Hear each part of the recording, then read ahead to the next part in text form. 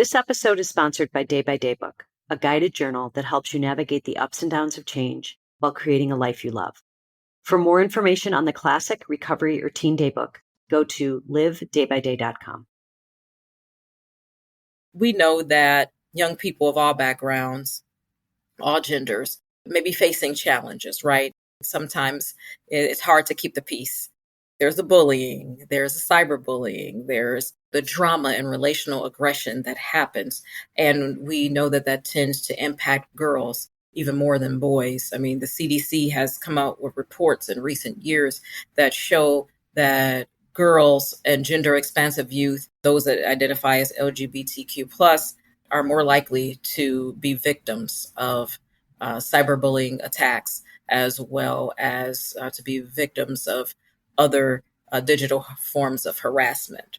And it's causing them to have anxiety and depression. And many of them are having their self-esteem impacted. So there is a great need for all youth, but especially our girls and young women who are experiencing this. You know, there's opportunities for them to grow and develop into women who are thriving.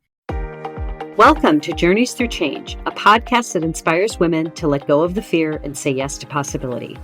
I'm your host, Noelle Van, an author, creator, and empowerment coach who spent years in corporate America helping innovators and leaders ride the waves of change with ease and grace.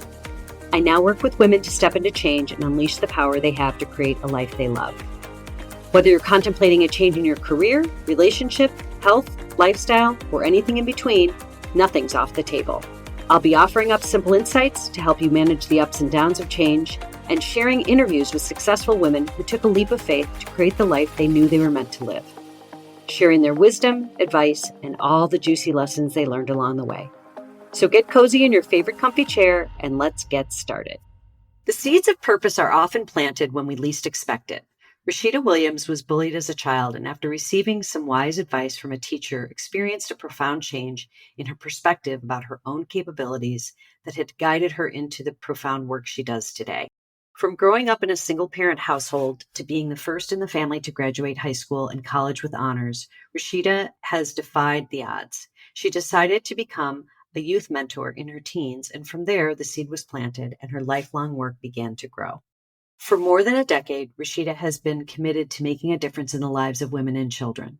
Since 2001, she has personally mentored numerous girls and young women, as well as trained and coached aspiring mentors. She is the founder and chief empowering officer for Empowered Flower Girl and a staunch youth advocate. Her passion and advocacy for youth and social change have earned Empowered Flower Girl numerous accolades that include Sachet's Top 10 Companies for Women and Girls, and acknowledging her as a top inspirational female entrepreneur. In July 2023 and 2024, Rasheda was recognized as a top social impact business founder and is also a 2024 recipient of the Presidential Lifetime Achievement Award for Service. Rasheda is an award-winning mentor, speaker, and author of Be Empowered: How to Live Above and Beyond Life's Drama, a guidebook and journal written for and inspired by girls. Rasheda, it is so wonderful to have you with us today. Welcome to the podcast. Thank you so much. I am glad to be here, and thank you for that wonderful introduction. Well, it's all you. That's what I always tell people. It's all what you've done, which is pretty amazing. And Rasheda, before we get started, usually I have people kind of jump in where they want, but I know that your story begins way back when. Yes. So maybe you can take us through a little bit about where you grew up and tell us a little bit about that first, and then we can dive into the rest of your story. My story kind of begins in middle school, that developmental story, right? Which I think may be the case for many people when we think back to our adolescence and some of our most challenging, yet some of our most amazing times in our lives may have occurred in middle school. I sometimes refer to middle school as like purgatory. If you survive it, there's a good chance that you'll have a spot in heaven. At least I like to hope so. So for me, growing up in Detroit in middle school had its own set of challenges. I had a very close knit community and family, and I really didn't have a lot of issues there outside of some things that were happening in my community.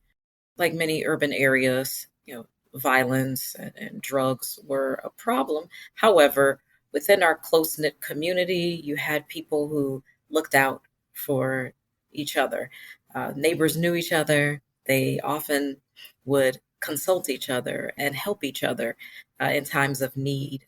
So, in that instance, things were pretty okay. It was challenging, but you had that support, you had the guidance and connection, right? But actually, in school is where I face the most, I would say, the most trying times of my young life. I was teased and bullied relentlessly. Going to school was a challenge for me. And I know, like many young people in the 21st century, going to school and doing your best, there can be some obstacles in getting through that because of the fear or the apprehension about going to school because you're thinking, oh, well, what's going to come my way today? What surprises will I receive today?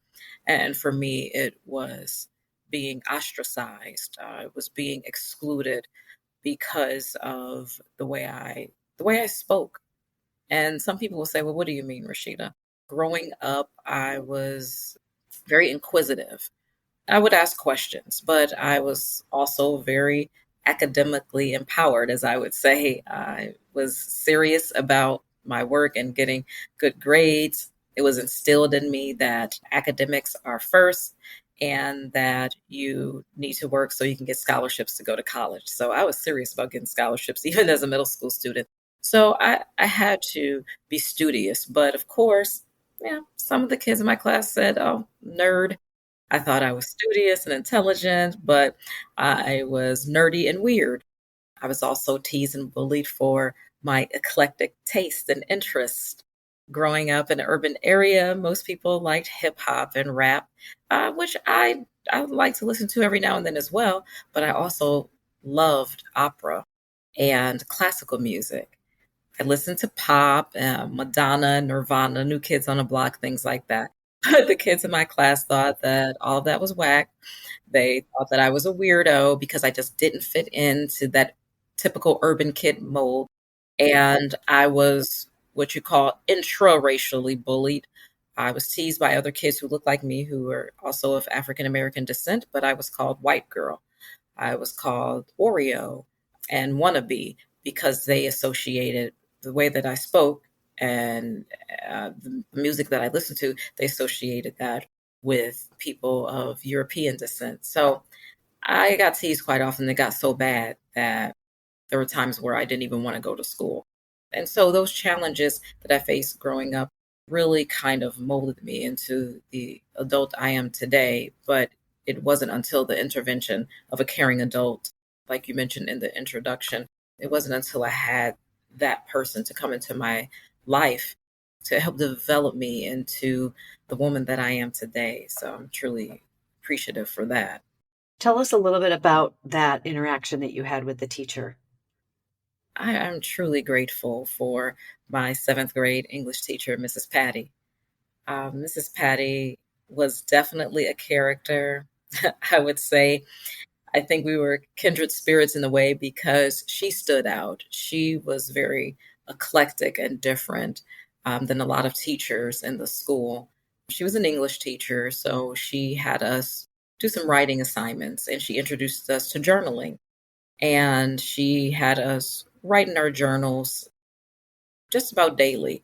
We had to turn in the journals weekly, but she wanted to see our writing daily, I think to check our sentence structure to make sure we had subject verb agreement or to just make sure we were following directions right. But I also think she did it as a tool to keep up with her students' lives, to see what was going on in their home lives, maybe in their friend groups, socially, things like that. I was apprehensive at first, but I decided, you know what? Why not? If this is just going to her, then maybe she'll read it. Maybe she won't read it because some of the kids thought, oh, these teachers, they don't read that stuff, right? But I said, why not? So I detailed accounts of the bullying, the challenges that I had been facing. And I would write in there about some of the days where I was threatened. I had one student who threatened to push me down the stairs. On numerous occasions, I had students throwing paper at me. Not everyone in the class was abusive and mean in this way. I actually did have quite a bit of friends in my immediate circle who were nice and kind to me, but there were quite a few, especially the boys. They were relentless. And I told Miss Patty about this, and I was very surprised when I got notes. She would write notes to me and say that she appreciated me being honest and open and sharing this. But then she also told me that, wow, I did not know you were going through all of this, Rashida. If you want to stay after class someday and talk about it, let me know. And that really blew my mind. I really couldn't believe that once she actually read it and read it in enough detail to invite me to speak with her after class. And so when you did, what did she say to you? I remember just the conversation she would have with me and actually my best friend back in middle school, because she was teased and bullied somewhat as well, but she knew what was going on with me. She also really loved Mrs. Patty as well. So there was a one-on-one session I had with her, and then I brought in my friend to talk to Mrs. Patty as well, and it was very helpful. But I'll never forget the words that she said to me. And I even included them in my book, Be Empowered, How to Live Above and Beyond Life's Drama, because this advice that she gave has stuck with me throughout my entire life. And she just said, Rashida, there's always going to be people who, for some reason, they may not like you. They may not like your particular brand. It's not necessarily that they're bad people, but sometimes we can bring out others' insecurities. And sometimes people can project their own insecurities onto us. And at that time, as a kid, I'm thinking, no, they're just a bunch of haters, right? Right. I was like, no, they are jerks and they're mean to me. But she said, no, they're not bad people. They just may be having issues within themselves. Something about you causes them to reflect upon themselves and see what maybe they may be lacking in certain places. Or maybe you have certain things about yourself that reminds them of what they could be doing. And at that age, kids don't really understand they may not understand how to channel those feelings, right? So they'll tease you, they'll bully you, they'll pick on you, they'll fight, those sorts of things. But she did mention to me that throughout history, there were people who have made significant contributions to our society who had been ostracized, who had been put down, right? She talked about people like Dr. King, even talked about his haters, right? She talked about Oprah Winfrey, people I look up to, about, how her image at first, her being an overweight Black woman, how she received resistance in the media industry to that, but she kept going. And she even mentioned, she said, even Jesus Christ had haters. He could still continue to perform miracles, and what if those people had given up? What if Dr. King had given up on his dream because of people who didn't necessarily like his brand? And when she said that to me, I just thought to myself, well, geez, who am I? Who am I to stop? These people went on to change the world. And here I am just thinking it's just all about me. I'm the only one going through this, right? And I think that's important that we remind young people in our lives that you're not alone. People have survived before you, and you have the resilience. You're no less than them, right? You have it within you to go on and achieve great things, and you have support. So that's what Mrs. Patty was for me. She was that support. She was, as I mentioned, she had her own eclectic brand as well. She was a teacher, I believe she was Caucasian. I'm not sure now that I think about it, but she presented as a white woman. But she had this curly fro, and she sometimes wore Afrocentric clothing, and it was different. And I thought, okay, this lady is really cool. I like her style. So I'm pretty sure that she's faced some challenges along the way. I would say it was very comforting to know that there were adults who were paying attention and who actually cared. Well, and what's so great about what she said to you too is it's kind of pivotal for someone at that age, right? When you're kind of not understanding. I mean, you're young, and so you don't know exactly what's going on. But for her to put you into that place where she's saying, even the greatest people out there that have done some amazing, amazing things went through what you're going through. So in Yeah. other words, you're there with them, right? You're at that level and you could grow to achieve all of these. I mean, I'm not at all surprised that that stuck with you for the amount of time that it did. And then it launched you into doing what you do now. So tell us a little bit about kind of how it got started. I think you were saying you had volunteered initially. And Yes. tell us a little bit about that, just in terms of how you've gotten into the work that you do now. I never necessarily set out to become a social impact founder or start a company like Empowered Flower Girl, to be honest, but I was sort of led that way. I call it divine inspiration. I started off in college as a mentor. It was a volunteer opportunity.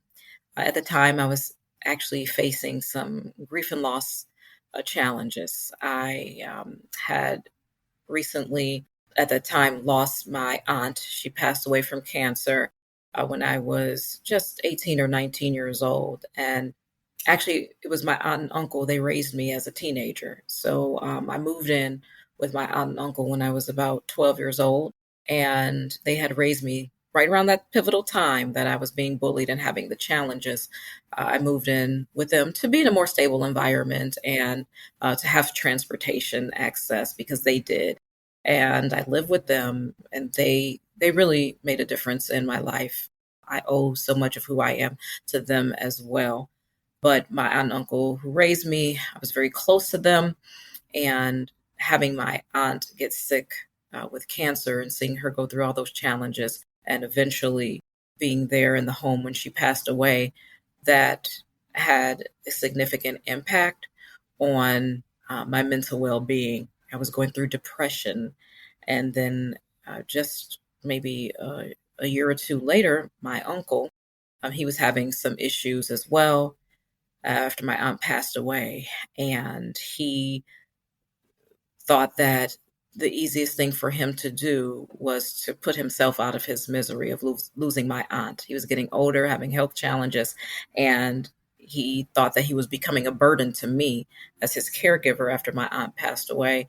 And I told him, tried to reassure him that that wasn't the case, but he didn't want to be a burden. And he also just was going through the agony of losing his wife. And he actually attempted suicide while I was there, watching him go through that and experiencing that. He wasn't successful, thankfully, in the suicide attempt, but because of the self inflicted gunshot wound that he did have, he experienced some health challenges along the way. I had to take care of him. And so eventually he passed away from his injury sustained from the self inflicted gunshot wound. But as you can imagine, experiencing all of that was very traumatic. And I suffered from depression and had some PTSD, but I was seeing a therapist, and my therapist encouraged me to do things that would shift my energy away from the pain and the sadness, and to think about doing things that make me happy. And for me, make things that made me happy were doing things for other people. So I saw an ad in the newspaper for mentors for youth, and I thought to myself, okay, why not? Let's give this a shot. Maybe I could take some time and stop thinking about my situation and focus and try to help someone else. And I started mentoring with a local organization, and that experience really changed my life. It changed my life for the better. I became a mentor to young girls in the community through an organization called Alternatives for Girls here in Detroit. And they have been doing amazing things for the past 30 plus years. I started volunteering with them as a college student, and it really helped me. In fact, I think it helped improve my academic performance because I wanted to go all out for those girls. I wanted to show them that, you can face these challenges in life. You can have these things that can be traumatic things that happen to you, right? Because we all have challenges. Maybe some have more challenges than others. Maybe some people experience trauma at a different level, but we have all had some adverse experiences in our lives. But I wanted to show them that no matter what, if you put your mind to something, you can achieve it. And I wanted my girls to see that. And they did. The thing that was surprising about the mentoring experience was not necessarily about me changing their lives, although I have gotten feedback over the years that the impact that I had in their lives did help them even into adulthood. But I was really amazed by the difference that they made in my life, learning from them, interacting with them. I just want to paint a picture that I was a college student and I was working with 5 and 6 year olds. I love that, though. There's so much to learn. Well, obviously that they're learning at that age too, but so Yeah. much to learn from them. Yeah, so as a college student working with 3 girls, I was a little ambitious. So I don't know why I didn't start off with a one-on-one. I was like, oh, okay, I could do this. I could get a group of 3. Yes, because the max you could have was a group of 3. So I said, oh yeah, let's take it to the max. So 3 girls, 1 5-year-old and 2 6-year-olds. And Oh, I had so much fun with them. Of the 3, I kept in touch with 1, and I still keep in touch via social media. But over the years, I had different mentees through this program.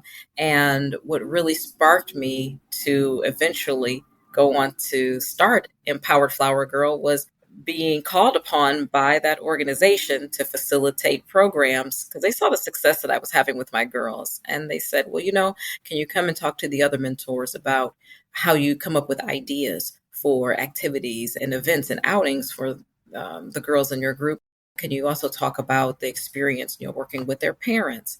And so I was doing that. And eventually I had one of the other mentors ask if I could come to their school and talk to the students. And she said, hey, can you come in and talk to our students for Career Day? We would love to have you, talk about your work. And from there, it just kind of snowballed. And I got a request from someone and they said, hey, well, how much do you charge to come out and facilitate workshops at the schools? And I'm like, what?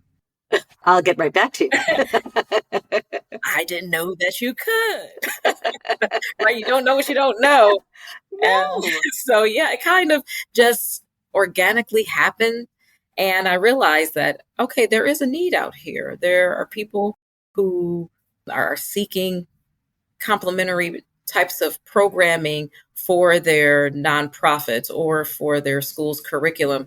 They need people to come in and speak about their experiences, as well as talk about how young people can move through bullying, move through those challenges that they're facing in and out of the classroom, and the type of support that young people need as they're going through those things. So I decided that I was going to write a book. So that was going to be my contribution. I was going to write a book to help my mentees as well as other girls, including my nieces who were all teenagers at the time. But again, I started getting more requests to come out and speak and facilitate these workshops. So I just used some of the content from the book and created a curriculum from there. And in 2010, I launched Empowered Flower Girl. I love that story. Only because what's so funny is it's like it sort of it found you in a way, right? It's kind of like you were drawn to it and it's part of who you are. But the way that this helped you is now what you give back to other people, which is like the beauty of it. It feels very meant to be. Meant to be. It's like a full circle moment, right? Yes. So you said in 2010. So it's been 15 years. Yeah. That is amazing to me. Now, what kind of programs do you do? Is it all in like schools, organizations, nonprofits, all of it? So that's a great question. So yes, all of it, right? Throughout the years, I have facilitated workshops and programs, mostly for middle school through high school and even college freshmen.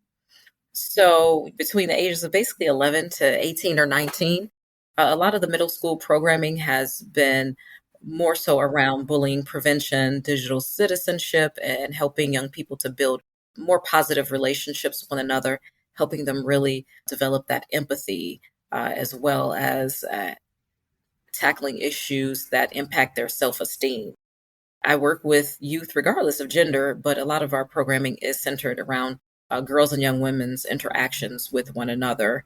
We have a program called Chica Chat, which is a lot of fun that I do to help girls break down the barriers that separate them, help challenge stereotypes, and talk about the things that are going on in their lives that are really impacting their relationships with one another. So we have a real talk, a real conversation about what's happening and what's up with the girls. And so a lot of those programs are done in the school during school hours or after school, but we also partner with organizations in the community, nonprofit organizations, associations. And over the past, I would say, over the past 4, almost 5 years since COVID, we have really been working with adults who work to empower young people. In fact, I would say about 75% of the work that I've been doing since 2020 has been to help adults, those who are wanting to be mentors, those who are starting mentoring organizations or youth focused organizations and initiatives in their schools and in their communities and even globally, just to help them to get the ideas out of their heads and hearts and into action so that they could really show up for young people in a way that serves the youth, but also helps them to fulfill their lifelong dreams and missions to make a difference. So I think that supporting and helping youth advocates is just as important as helping the youth themselves, right? Because, it takes a village, as they say, and we are part of that village and owe it to one another to really support one another, to look out for each other and provide those resources. Well, what's great too, Rashida, is that it's almost like you're scaling. You're scaling what you do. You've gone from, helping out on a volunteer basis, going in, doing the work, doing presentations, kind of then starting your own business. But now it's like, okay, let's expand this because and you and I have had conversations about this, there's people out there that are looking to help in some way, right? It's like, I'm not sure even how I can help, but how can I help? All of us, I believe, especially women, we definitely have a lot that we can offer to young girls, just in terms of like helping them see, ahead a few steps and recognizing that the big picture in their world right now is going to change vastly when they're in their 20s, and it's going to change vastly when they're in their 30s, which makes me think too about, I meant to ask you this when you were talking about, working with girls that are going into college. Like when you think of the different, and I'm not going to call them phases because I don't know that it's that finite, but if you have bullying happening in middle school and then you have that evolution into now the college years, are there things that come up that are different now? Like, are those challenges, do they morph into something different when you're going into, I mean, we've all been at that age, but I'm saying, like, what are you seeing now with college age kids? What comes up for them? Is it different than for us when we were going through that? I don't know. I would say it is absolutely different than when we were going through those things because of social media and technology. Growing up, our most embarrassing moments may have happened within the school or maybe even in our community or in our street. But just imagine being a seventh or eighth grader now and having your most embarrassing moments maybe broadcast for all of Facebook or Instagram or TikTok to witness. Even some parents, unfortunately, have been guilty of oversharing, right? Their children's issues, challenges, things that they've been going through, oversharing or even embarrassing them purposely to try to change or modify their behavior, right?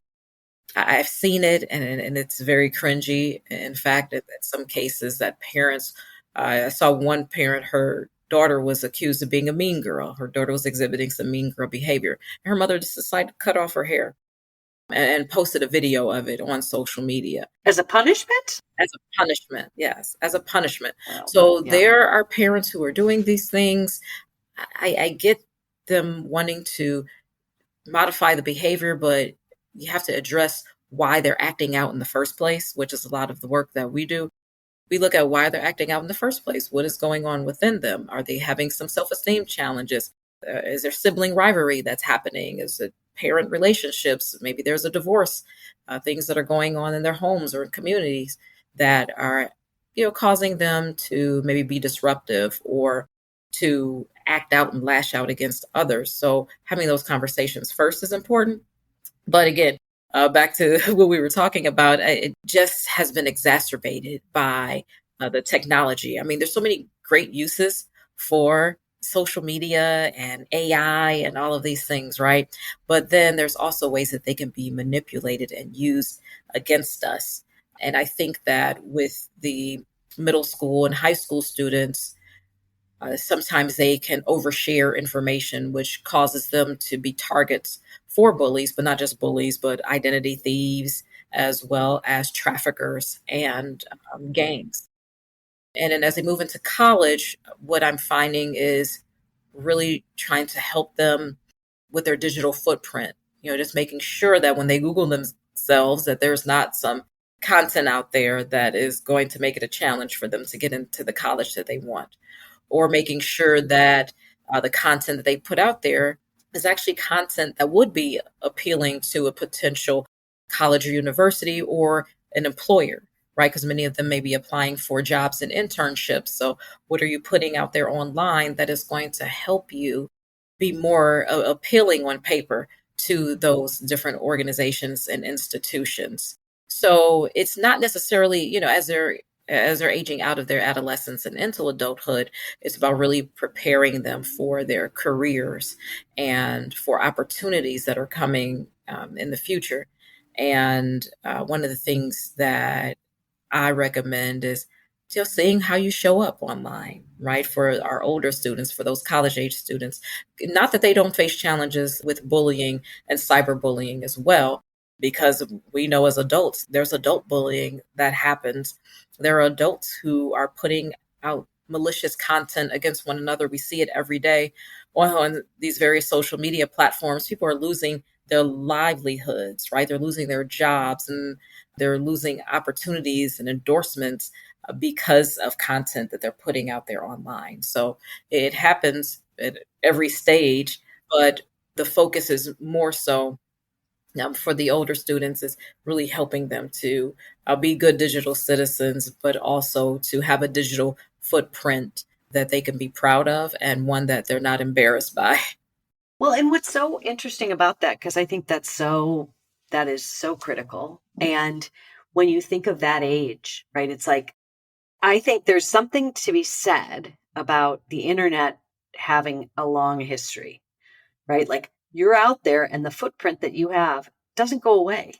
Right. I mean, it's not easy to get things taken off of, if you are searchable for certain things or you have things out on your social media, that is something that will trail you into your adult life. And that's not anything we ever had to deal with.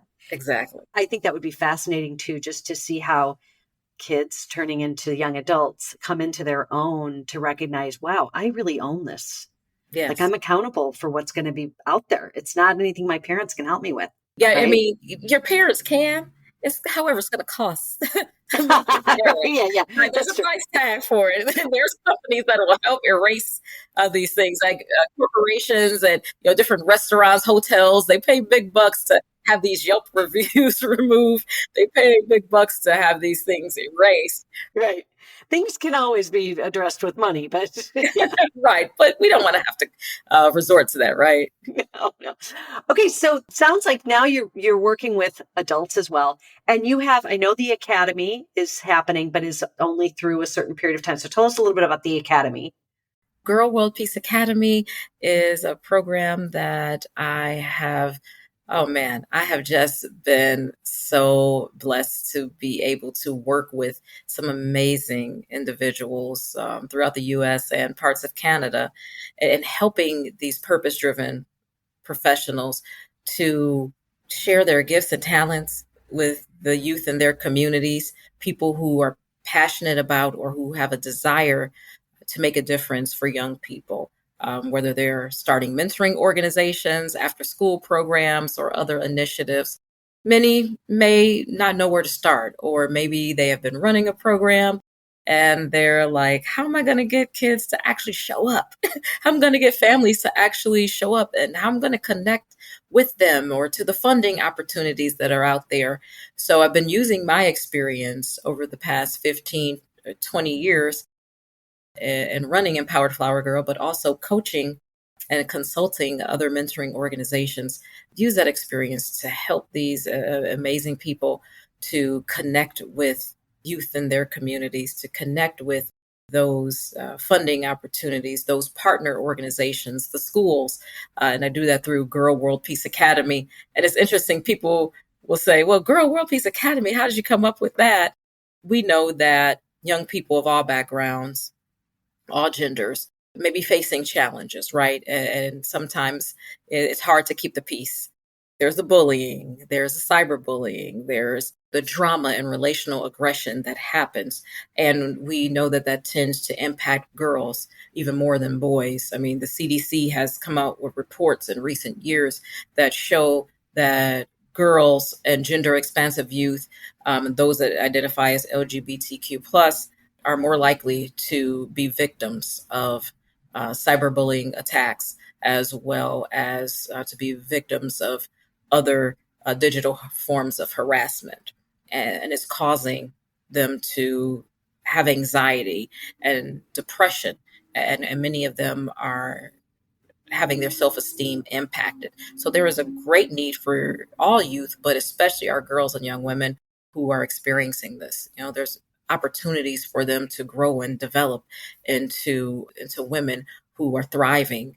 We want to be there to support them. And so that's what Girl World Peace Academy is all about, having a network of amazing people who want to make a positive impact in their lives, but who may need some additional support and resources to make it happen. And yeah, I've really loved seeing those women who've gone through the program, seeing them start their organizations, but not only start the organizations, but going on to even start community centers and to form other organizations. So I love that work, and I've been doing it for almost 5 years. But yes, we're going to be evolving Empowered Flower Girl and focusing on some new initiatives. But I just want to make sure that people have a chance to participate. So at the end of National Mentoring Month, which is January 31st, at the end of National Mentoring Month, that's when we'll be closing the doors of Girl World Peace Academy, but we won't be closing the doors of Empowered Flower Girl. Empowered Flower Girl is still going to be here to support folks, but Girl World Peace Academy, that program, will be shutting the doors at the end of National Mentoring Month. Got it. Okay, so we will then shift over to Empowered Flower Girl to see what's going to happen then. Yes. Right? You've got more things to come. I'm so excited because you and I will be staying in touch for obvious reasons because I want to hop on that academy. So we will be talking about that. But thank you so much for joining us. It's so great to see what you're doing and what you're getting ready to do more of. And is there any sneak peek you can give us into what's going to be happening with, or do we need to wait and see? Well, a sneak peek would be a bigger and more robust interview series. So I'm excited. We are leveling up our interview series, our Be Empowered series on YouTube. So there's going to be some changes to that. So what is the interview series? What is that? Yeah, so great question. So I interview amazing change makers, those particularly who are in the youth and youth empowerment space. That's awesome. From young adults who are starting nonprofits to others who are creating change in their communities. I interview these people who I think the world should know about. How fun is that? I bet you are meeting amazing people. I am. And, it's fascinating. Some of them are young, like middle school age, who are coming up with innovative solutions to challenges from climate change to access to education. I mean, there's some young activists out here who I'm just totally blown away by. When I think about this generation where it's like, wow, okay. We've got a future ahead of us with these young minds that are getting involved in stuff sooner and sooner, which, maybe there is something to be said about the digital age helping that to some degree too. But yes, I love that. Okay. That's exciting. So you're going to be expanding that even more. Yes, I'm going to be expanding it even more, leveling that up, but also just opportunities with various partner organizations, some national associations and groups so that we can all bring this work to the young people in our schools and communities that need it. We need each other, they need us. So it's a win-win for all. Rasheda, you are truly a change maker. You are one of them. You are one of them, one of us. I was going to say one of us. Include yourself in that as well. But that is so cool. I cannot wait to see what comes next for you. And I thank you so, so much for spending your time with us. It was such a joy. Yes, likewise. I absolutely love your energy and just the passion that you have for what you do and for making this interview so just comfortable and relaxing. And, it's exciting, but at the same time, I just feel so at ease. Oh, good. I'm so happy to hear that. That's wonderful. Well, you have a very easy energy about you too. So you made it easy for me. But Rasheda, thank you again. And that's it for now. Until next time. Thanks for listening to the Journeys Through Change podcast. You can find us on Spotify, Apple Podcasts, or really wherever you get your podcasts. And be sure to follow us and leave a review if you've enjoyed this episode. And share it with a friend or on social media to spread the good word, so more women like you can find us and join in on the fun. For more information on the podcast or Day by Day book, go to livedaybyday.com.